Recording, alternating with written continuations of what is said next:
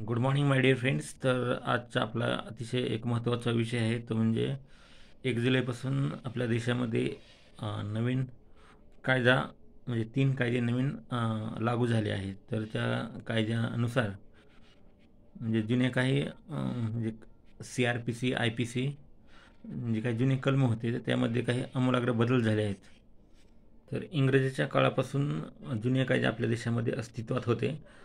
तेव्हापासून जो काही IPC CRPC हे काही कायदे अस्तित्वात होते तर त्याची जागा आता भारतीय न्याय म्हणजे BNS भारतीय न्याय BNS भारतीय न्याय संहिता 2023 तर या कायद्याने ती जागा घेतली आहे.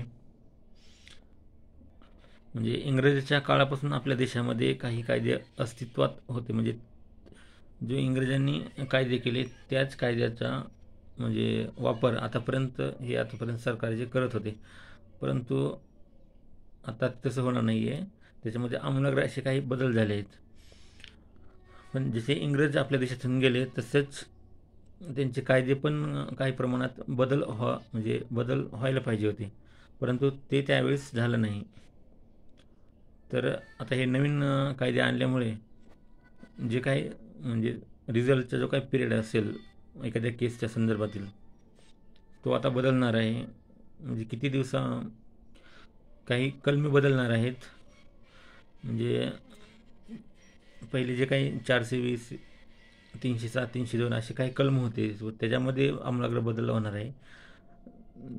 तसेच अजून बरेच काही कलमे आहेत की त्याच्यामध्ये बदल होणार आहेत.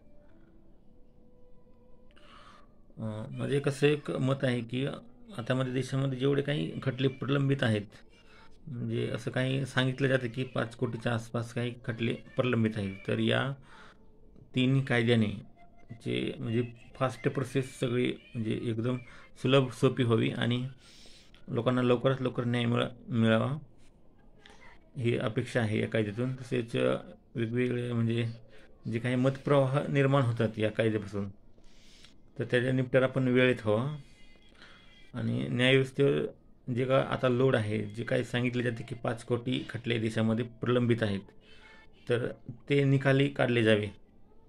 म्हणजे लवकरात लवकर ह्या कायद्याने त्याची निपटारा व्हावा